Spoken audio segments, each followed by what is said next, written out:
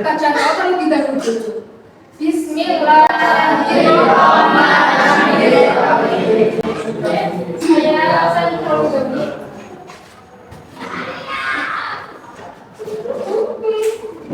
Alif Syahyan, Alif Sadrawi, Alfian Arif Wicaksono. Sebelum mulai pembelajaran hari ini, kita stretching terlebih dahulu ya, biar lebih semangat lagi. Nanti kalau saya bilang tepuk satu, nanti tepuk satu kali. Kalau tepuk dua kali, berarti tepuk dua kali. Kalau tepuk tiga, berarti tiga kali. Nanti kalau yang salah, nanti suruh maju untuk kerjain apa nih? Tepuk satu, tepuk dua, tepuk tiga, tepuk tiga. Oke, karena ada yang salah, ini kita pakai yang baru aja ya. Nanti habis ini ada teka-teki tentang pantun. Nanti kita jawab bareng-bareng. Untuk kuis apa yang menjadi topik pembelajaran hari ini apa? Topik. Siapa yang mau ngacung? Pembelajaran hari ini. Ngacung apa? Ngacung apa? Yang tahu nggak apa? Baterai. Baterai. Kan? Turun. Oke, coba. Oke, benar. Lalu yang kedua, pola rima atau sajak yang menjadi ciri khas pantun apa? Kalau pantun itu kan biasanya bersajak atau berpola apa? Macam-macam. Siapa yang tahu macam? Biar. Coba ya. Oke, benar. Lalu selanjutnya itu berdasarkan isinya, pantun yang berisi main-main atau meluncur itu pantun apa? Dan tahu nggak? Berisi. Oke. Oke, benar, jenaka. Lalu selanjutnya bentuk penyampaian pantun selain bentuk teks apa? Selain teks, selain tulis bisa disampaikan dengan Sampai. Putih. Oke, benar, bisa. Saya akan menjelaskan materi tentang pantun. Kalian tahu nggak siapa itu pantun dan apakah kalian sudah pernah membuat pantun? Dan pantun itu adalah salah satu bentuk dari puisi lama yang berasal dari budaya yang lain. Nah, pantun sendiri juga termasuk dalam puisi rakyat yang seringkali digunakan sebagai bentuk ekspresi sakralisan dalam budaya Melayu. Lalu ciri-ciri pantun, pada pantun itu biasanya setiap baitnya itu terdiri dari 4 baris. Lalu pada setiap barisnya itu terdiri dari 8 sampai 12 suku kata. Pada baris pertama dan kedua pantun itu biasanya disebut dengan sampiran. Oke. Lalu pada baris ketiga dan keempat pada pantun disebut dengan puisi. Oke. Lalu pada pantun itu biasanya memiliki rima ataupun bersajak ABAB. Biasanya itu pada baris pertama dan kedua polanya pada baris pertama A, pada baris keduanya B, lalu pada baris ketiga dan keempatnya sudah mengikuti yang atasnya. Lalu struktur pantun. Nah, struktur pantun sendiri ada 2, yaitu sampiran dan isi. Nah, sampiran itu yang tadi, yang pada bagian pertama itu pada baris pertama dan kedua. Biasanya itu menjelaskan pada pantun itu biasanya tidak ada maknanya, cuma hanya kiasan saja. Lalu yang kedua isi. Pada isi itu biasanya ada pada baris ketiga dan keempat. Biasanya pada pantun ada bagian isi itu menjelaskan ada makna tersirat pada pantun tersebut. Lalu langkah-langkah membuat pantun. Yang pertama itu kalian tentukan temanya dulu. Misalnya kalian ingin membuat pantun dengan tema pendidikan, persahabatan ataupun lain-lain. Nah, setelah kalian menentukan tema, nanti kalian membuat dulu pada bagian isinya pesan apa yang ingin disampaikan pada pantun tersebut. kalian membuat pada bagian isi, tadi kalian membuat pada bagian sampirannya. Pada pembuatan patung ini juga harus menyesuaikan dengan temanya tadi, AP.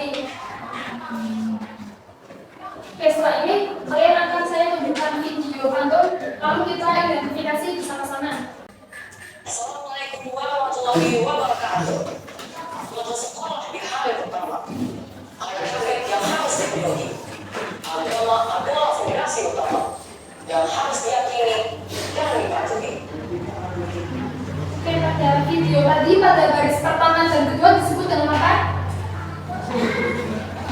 Pada baris pertama dan kedua disebut dengan Oke, lalu pada baris ketiga dan keempatnya disebut dengan Oke, setelah ini nanti kalian maju untuk mengambil kertas tema. Nanti kalian berkelompok sesuai dengan tema yang kalian dapat.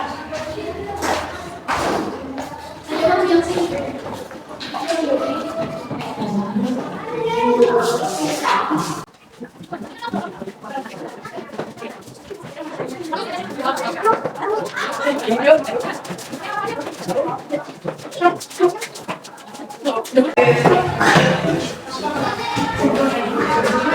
Ayo siapa yang mendapat warna kedua? Yang mendapat warna kedua? Sama lagi 1, 2, 3, 4, 1 lagi. Yang mendapat tema kedua nanti kumpul di sini. Yang mendapat tema persahabatan siapa? 1, 2, 3, persahabatan. Nanti kumpul di sini. Langsung saja sini. Yang mendapat tema lingkungan siapa? Kumpul sini. Yang tema lingkungan sini, yang tema persahabatan sini tunjukkan saja.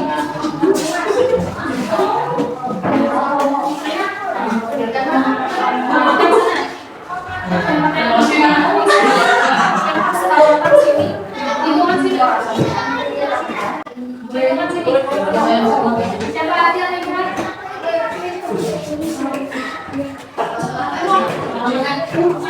Kamu kenal apa?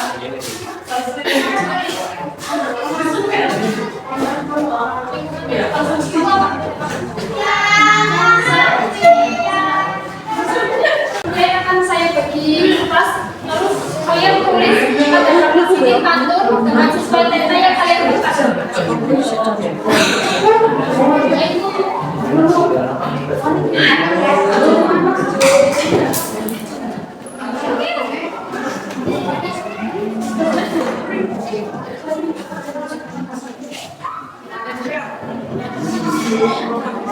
Ini nanti saya akan bagi-bagi kecil untuk kalian nilai bersama-sama. Setelah kalian lakukan, nanti bersama kelompok untuk berangkat untuk menilai pantun bersama teman-teman.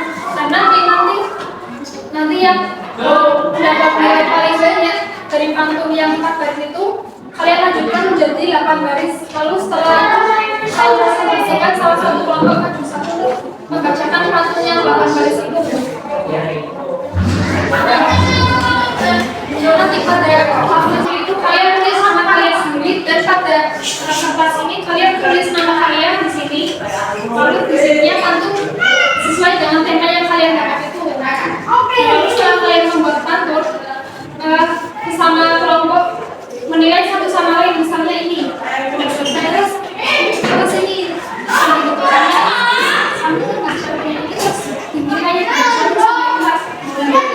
yang paling banyak pantunnya itu akan dilanjutkan jadi 8 baris, lalu dipresentasikan salah satu kelompok maju.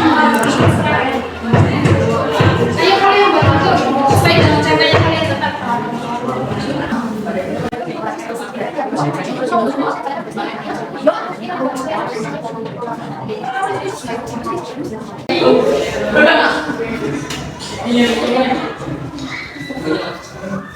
Nama panjang aku.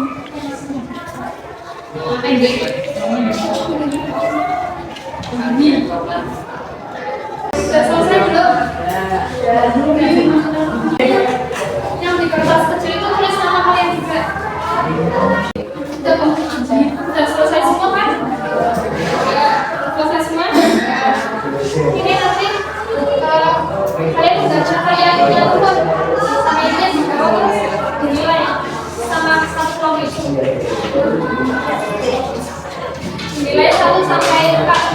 nanti yang nilainya paling banyak dilanjut pantun yang tertentu dilanjutkan jadi 8 baris. Yang 8 baris itu dibagikan di depan salah satu kelompok.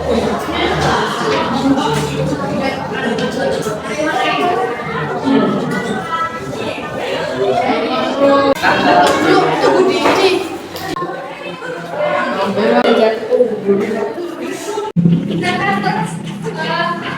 satu kelompok kan tadi kan ada yang pantunnya dilakukan beberapa baris mau diskusi satu kelompok siapa yang mau maju pantunnya berapa baris itu Ini. Bumi. Bisa mulai.